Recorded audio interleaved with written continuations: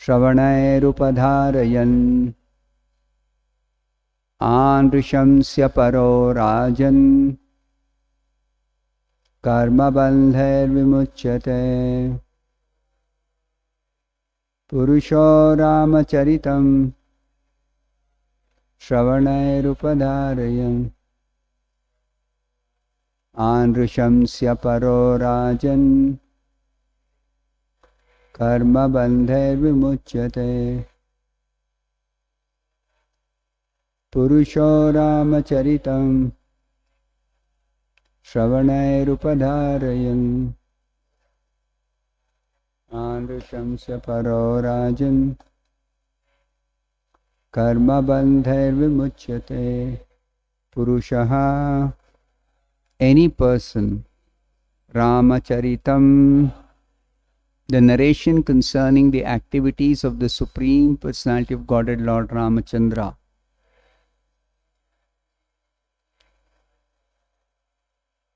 Shravanai, by oral reception.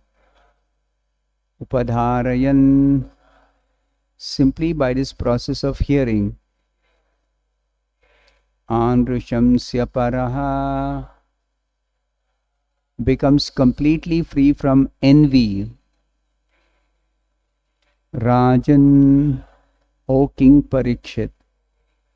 Karma bandhai, by the bondage of fruitive activities. Vimuchyate, one becomes liberated.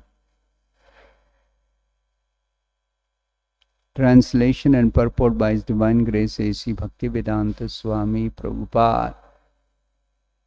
Translation.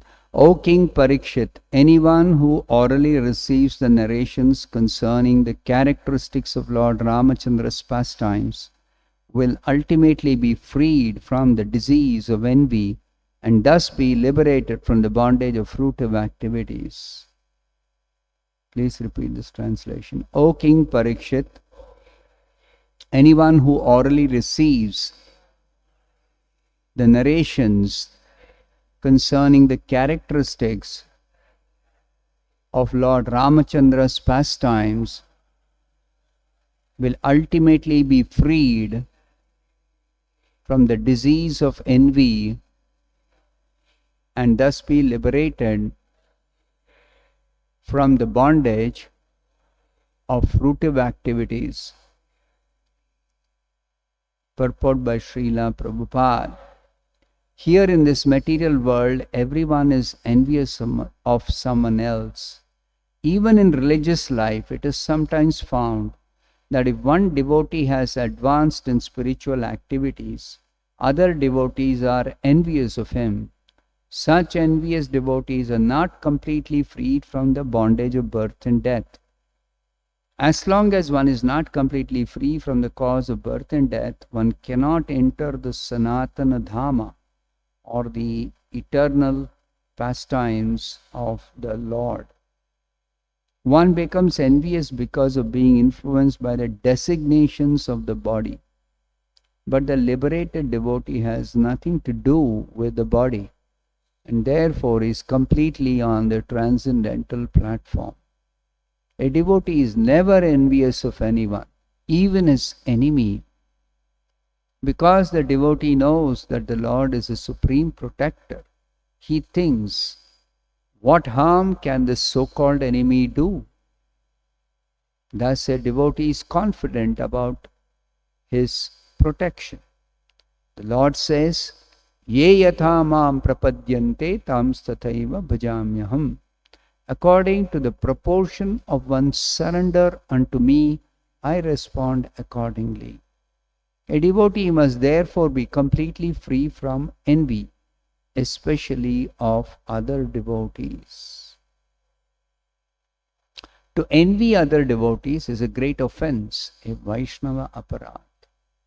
A devotee who constantly engages in hearing and chanting, Shravana Kirtana, is certainly freed from the disease of envy, and thus he becomes eligible to go back home, back to Godhead. Thus ends the Bhaktivedanta purport. Om Ajnanatimirandhasya Jnananjanashalakaya Chakshurunmilitam Yena Tasmai Shri Gurave Namaha. Nama Om Vishnupadaya Krishna Presthaya Bhutale Srimate Bhaktivedanta Swaminiti Namine. Namaste Saraswate Deve Gauravani Prachari Nirvishesha Shunyavadi Paschatya Deshatarine. Jaya Shri Krishna Chaitanya Prabhu Nityananda Shri Advaita Gadadhara Srivasadi Gaura Bhakta Vrinda. Hare Krishna Krishna Krishna Hare Hare Hare Rama Rama Rama Hare Hare. This verse is called Phalashruti. What is the result of hearing these pastimes of Lord Ramachandra as described in this portion of the Bhagavatam? Shukadeva Goswami is speaking to Parikshit Maharaj, and Parikshit Maharaj is sitting and hearing. So Shukadeva Goswami is now telling Parikshit Maharaj, anyone who orally receives the narrations concerning the characteristics of Lord Ramachandra's pastimes, not only Parikshit, anyone. Now, in that assembly where Parikshit was sitting, there were many transcendentalists from all over the universe. That was a very special assembly of great transcendentalists. Because even if somebody is very strict about following the principles of spiritual life, ultimate liberation from material bondage is not easily possible.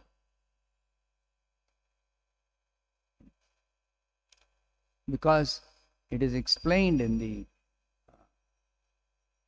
Bhagavad Gita, Bahunam Janmanam Ante Jnanavan Mam Prapadyate. One should come to the point of surrender to Krishna. And if somebody follows the jnana process, it doesn't happen quickly. It takes many millions of lifetimes of cultivation of knowledge to come to the ultimate point of surrender to Krishna.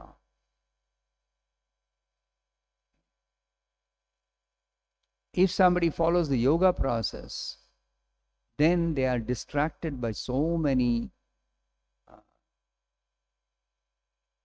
siddhis.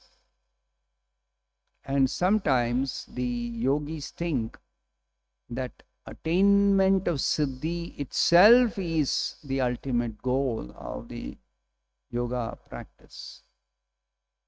But siddhi is not going to save the yogi from material bondage. By some siddhi, the yogi can elevate himself to the higher planets. And even in the higher planets, he may be situated in the topmost mode of goodness. But the nature of this material world is such that the material goodness is always contaminated by the mixture of the lower modes, Rajoguna and Tamoguna. So, taking shelter of residence in the higher planets, including Brahmaloka, one is not completely purified. So, complete purification is only possible by surrender to Krishna. Until then, there is no 100% purification.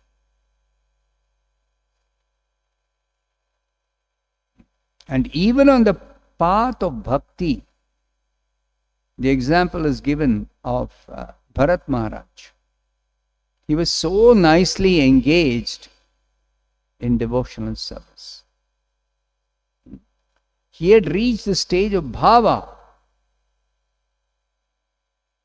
But the stage of bhava is not the stage of 100% surrender to Krishna, 100% purification of the heart. He became attached to a deer. It's not expected that somebody who has made so much advancement will get attached to a deer of all the things.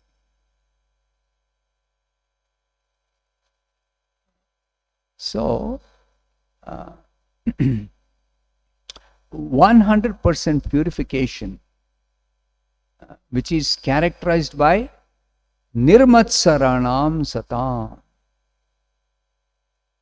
The Bhagavatam declares that Bhagavatam is actually properly relished only by those who are 100% free from all envy. Nirmatsaranam Satam. Dharma projita kaitavo atra paramo nirmatsaranam satam. So, this transcendental literature is properly appreciated only by completely pure transcendentalists. And who are the completely pure transcendentalists? Those who are devotees, pure devotees of Krishna. Because even in the heart of a transcendentalist who is practicing jnana or yoga, there is some residual contamination which manifests as envy in this material world. Like Prabhupada says, even in religious life, it is sometimes found that if one devotee has advanced in spiritual activities, other devotees are envious of him. It is very commonly seen, especially among neophytes. This is very, very prominent, this enviousness of other devotees. And we read in the Bhagavatam, even such a exalted personality as Indra, he sometimes becomes envious of some tapasvi, some sage. He once became envious of Naranarayana Rishi, that they are performing tapasya so nicely. They may overtake me in the matter of accumulating punya, and then they will take over my position.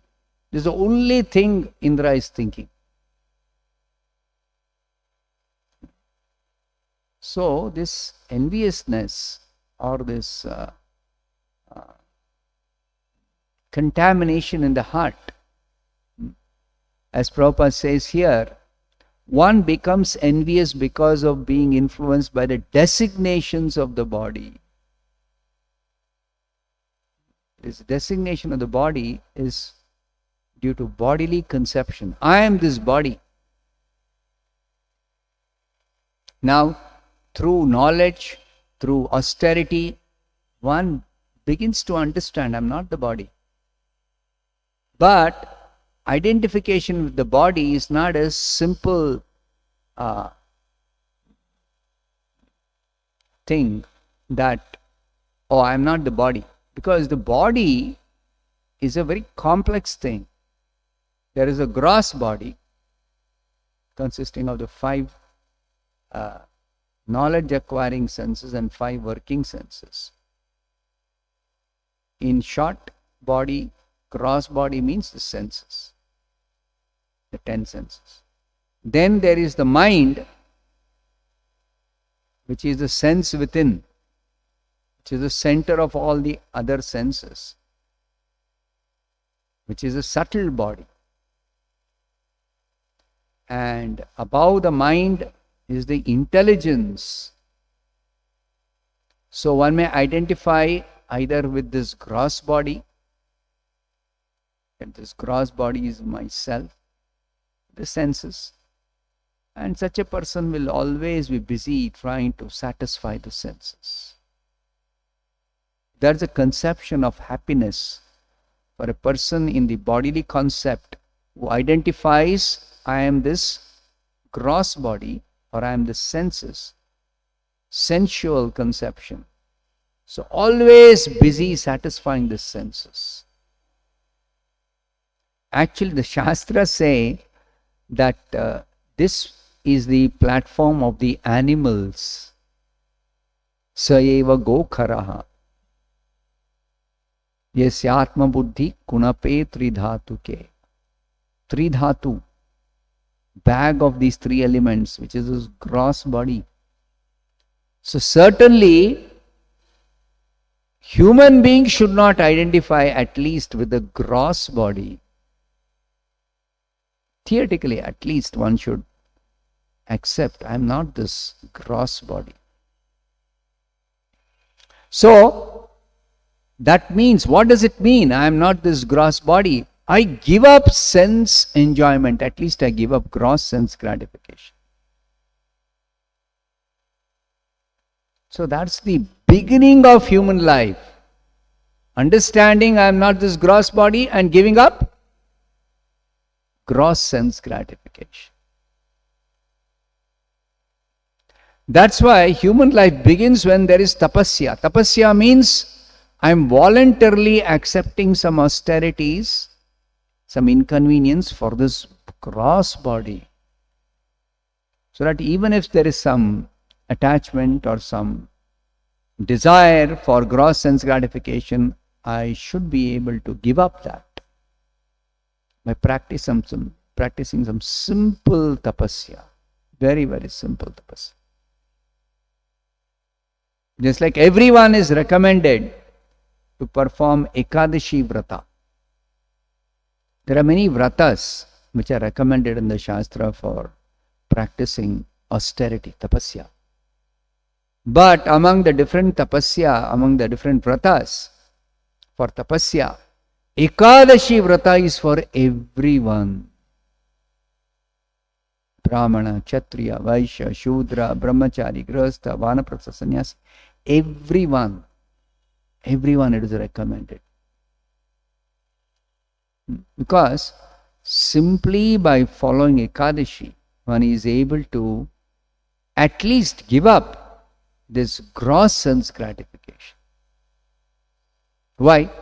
Because the center of all the senses is this tongue.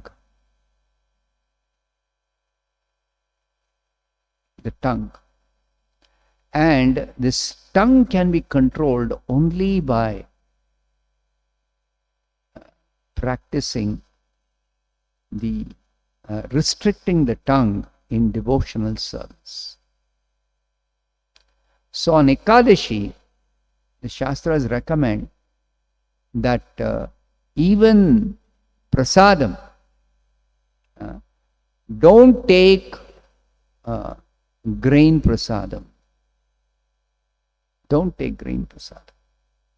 Even though grain prasadam is offered to Vishnu on Ekadashi also, but don't accept grain prasadam on Ekadashi. So this is actually Ekadashi means total fasting.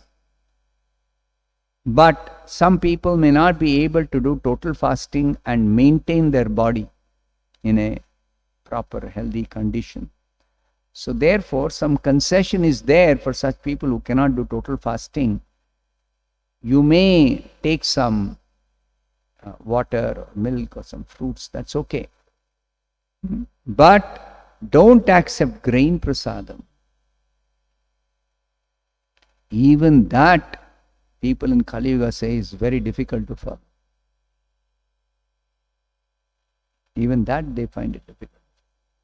So, Kali Yuga is a age where people are very, very, very, very fallen.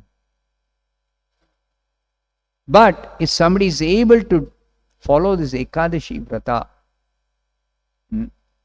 then very easily one is able to control the senses. Now, tongue has got two functions. One is eating or tasting, and the second one is speaking. So, Ekadashi Vrata means not only fasting, but also increasing chanting and hearing. Sometimes even devotees, they think Ekadashi means controlling eating, abstaining from eating grain prasad. That is only one part of Ekadashi. In Nectar of Devotion, Srila Prabhupada explains the real spirit of Ekadashi is not only fasting, but also to increase chanting and hearing. The spirit is to increase devotional activities centered around the Supreme Lord Hari.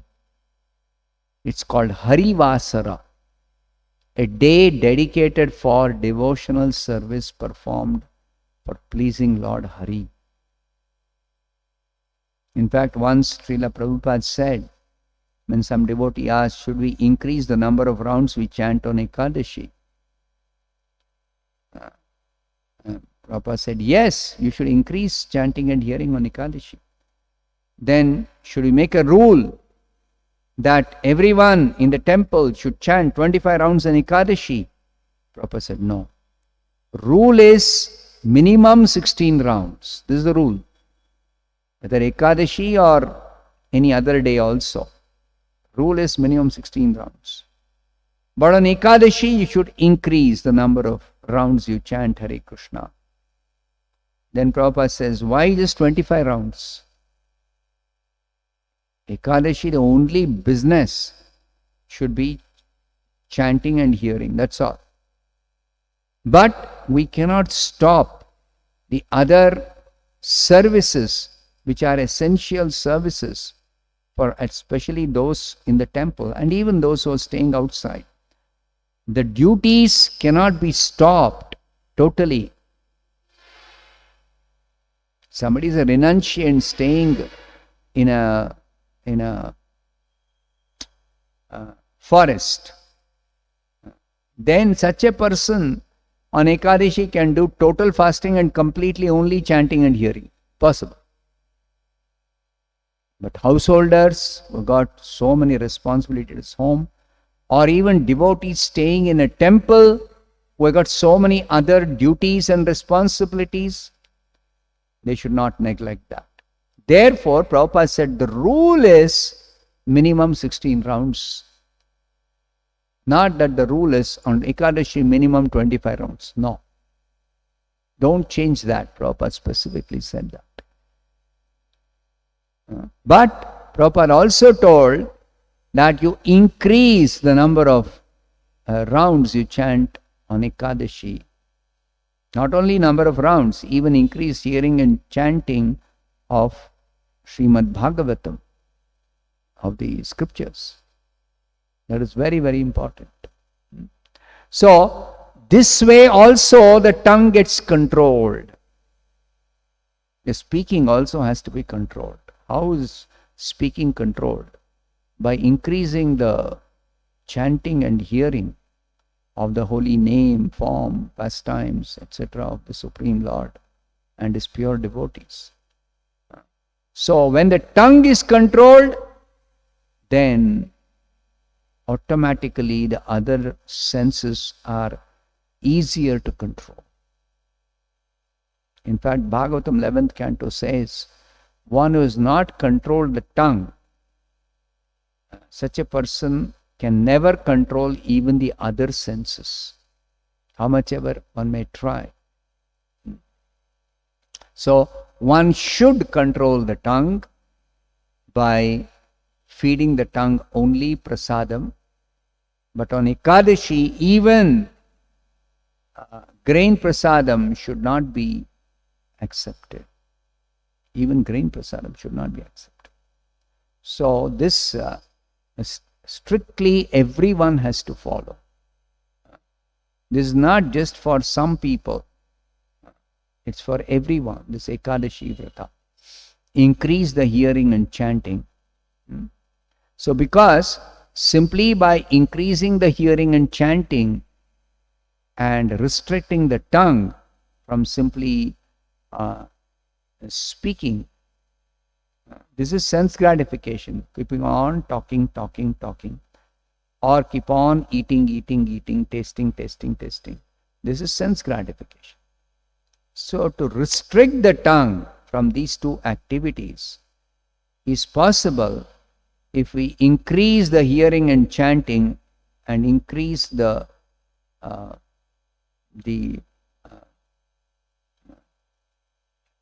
control the eating. The ideal for us are the 6 Goswamis of Vrindavan. Nidrahara Viharakadi Vijitau. They conquered over Nidra, sleeping, Ahara, eating, and Vihara. Vihara means sex life. Completely they conquered over these 3 by always being engaged. Krishnot Kirtana Gana Nartana Paro. Always being engaged in chanting, dancing, hearing, writing, preaching the glories of Krishna, Krishnot Kirtana. So that way they set an example for all common people, that as far as possible try to increase your devotional activities and cut down eating, sleeping and all kinds of sense pleasures. Cut down.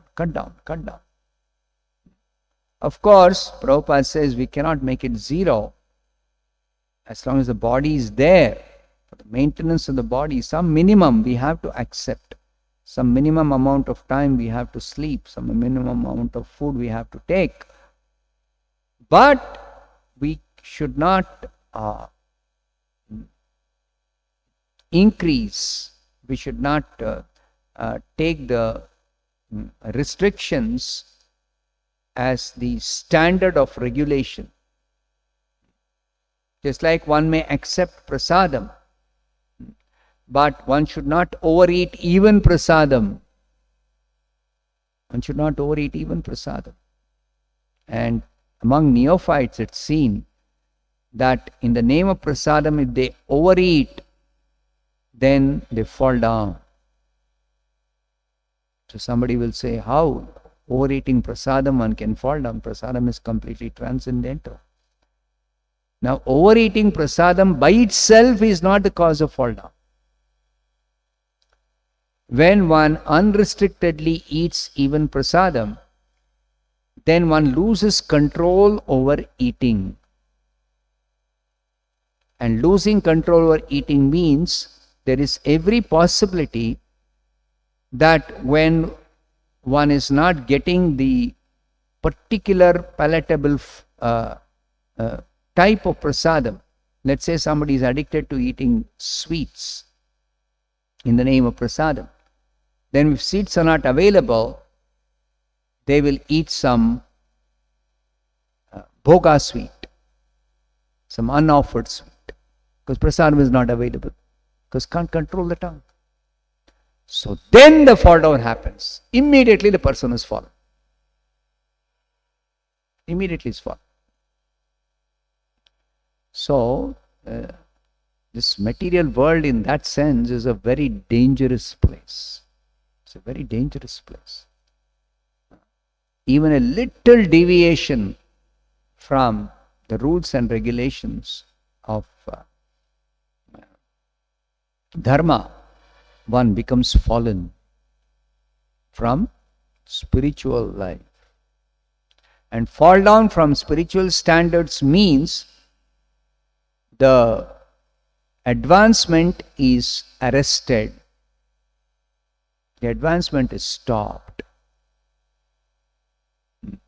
A fallen person does not rectify this mistake and tries to strictly follow the rules and regulations.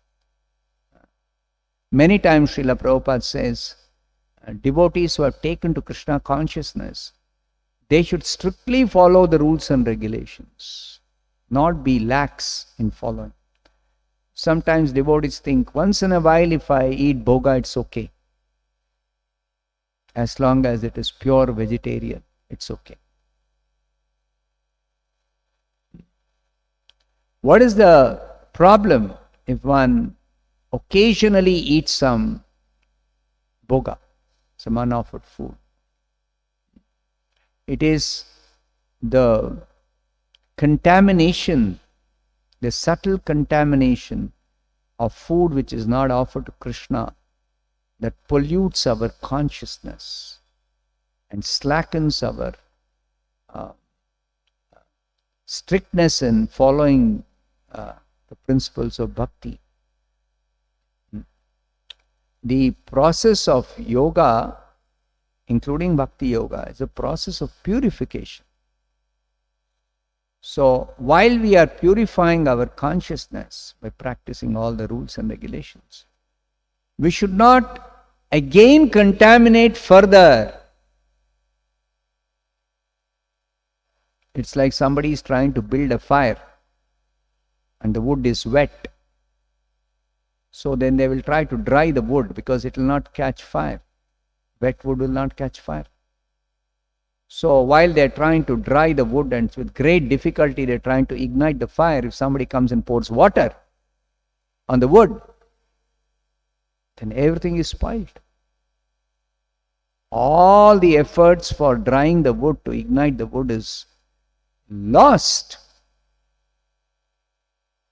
Similarly, for a devotee who has accepted this process of Krishna consciousness, to occasionally even break some principle or deviate from the rigid rules and regulations is actually like undoing all the previous efforts for purification. Like in army they say, ek kadam aage, do kadam piche. When they are fighting, they are trying to drive away the attacking enemy beyond the, let's say at the border the fighting is going on. So they drive them back one step even, but somehow they lost and they came back 2 steps. So it's no use. You cannot be proud, I have progressed 1 step. When you come back 2 steps, it's lost. So similarly, even if somebody is very nicely practicing, but occasionally thinks it's okay to relax, give a holiday for the rules and regulations, it's very dangerous. It's very dangerous. Maya is very, very, very, very powerful. And we are insignificant jivas in front of Maya. So on our own, ekaki amara nahi paya bala harinama sankirtane. Even though the sankirtan process is very, very, very, very, very powerful, it can counteract any Maya.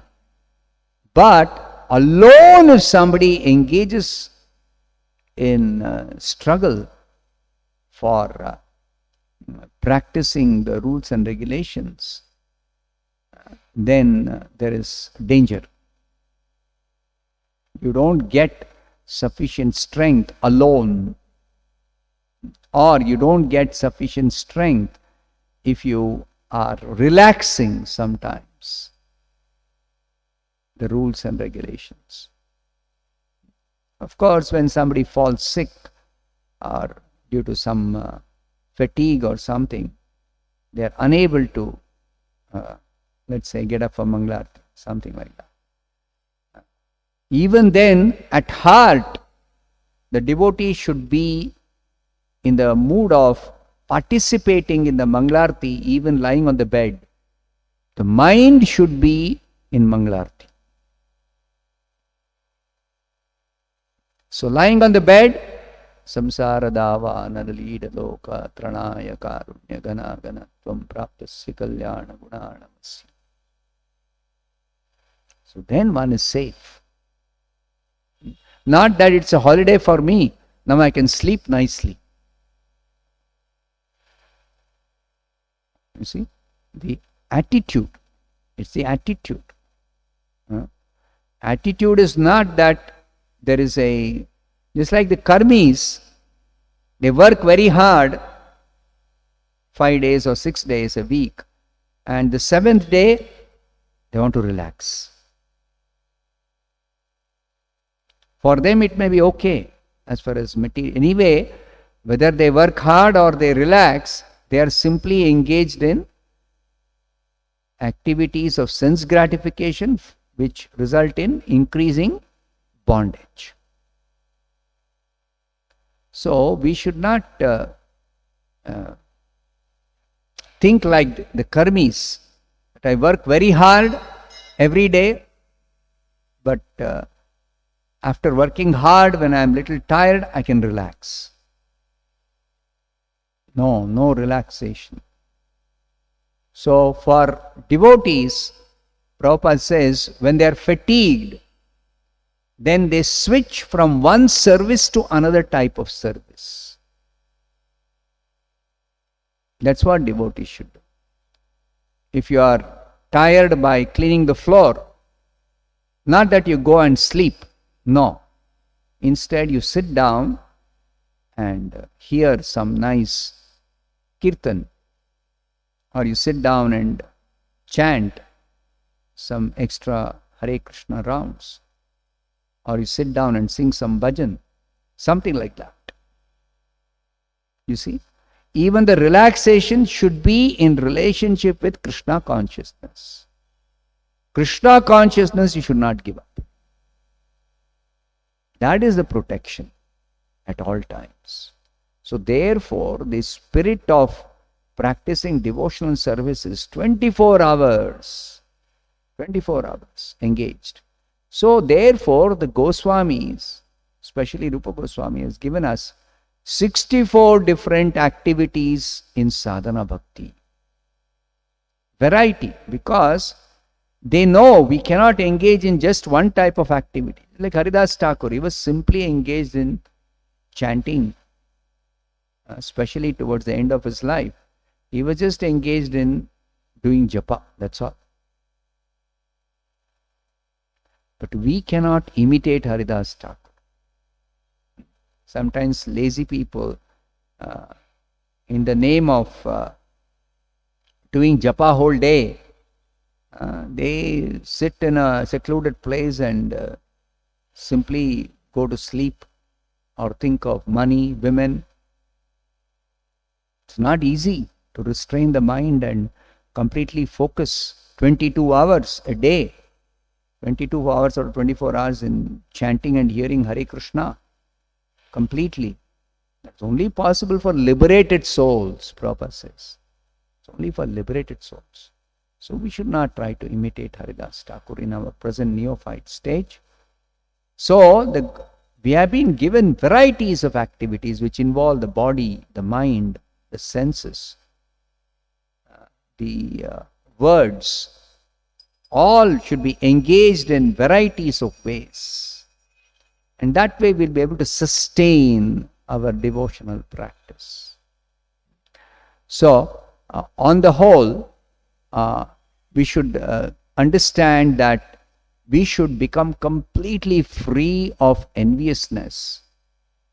And it is easily possible if we somehow become attached to hearing these wonderful pastime descriptions of Lord Ramachandra, Lord Krishna, the Supreme Lord, His pure devotees, simply by becoming attached to hearing and increasing this hearing. Now this hearing is not an idle activity. That somebody a lazy person makes a show of hearing, that's not going to help.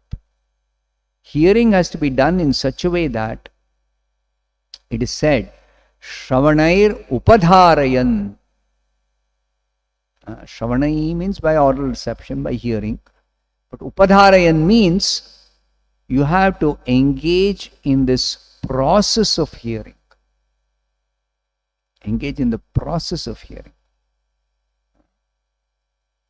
This process of hearing is hearing with heart and soul, totally absorbed, with full attention, being alert to hear very nicely and internalize whatever you are hearing, and actually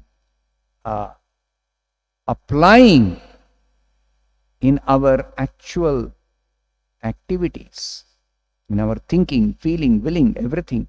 There has to be a transformation based on what we hear. There has to be a change.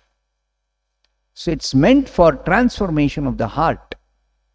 So that hearing is different. Just like these people who hear Bhagavat Saptaha. Maja aa gaya. Because the speaker, somehow he is also thinking if people enjoy hearing, then they may come repeatedly for hearing Bhagavatam.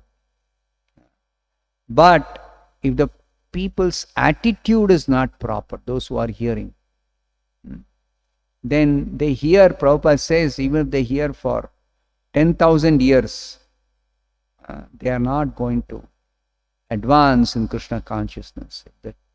The attitude towards hearing is maja aa gaya. It is an activity of sense gratification. That's why they don't want to hear the narrations of the Bhagavatam which describe the process of creation. All those topics are never discussed. They never discuss. Krishna killing demons, they never discuss. Straight go to rasa dance. So this sort of hearing is not the hearing that is described here. So Shravanair upadharayan. The process of hearing has to be adopted. And then one becomes free from the disease of envy. This is the cause for this bhava roga, the disease of material existence, remaining in material existence. Then when that is cured, then one will be liberated from the bondage of fruitive activities. One is completely liberated from all fruitive activities. Then the activities are only devotional service. For somebody engaged in bhakti, yoga, if one becomes free from enviousness, then no more fruitive activities, only devotional activities. So that is the goal.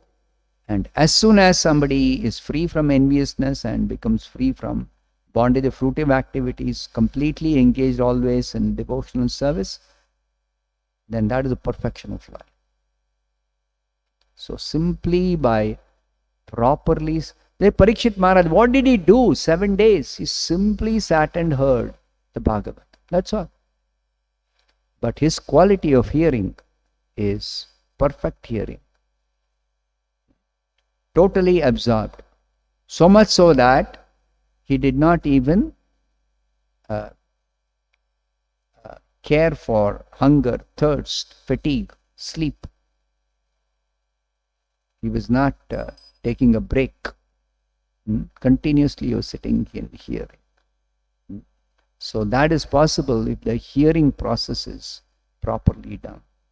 Any aspect of bhakti, if it is nicely performed, it will result in very quick advancement. It's very powerful. Quick advancement is possible. Let's stop here. Srimad Bhagavatam ki jai, Srila Prabhupada ki jai.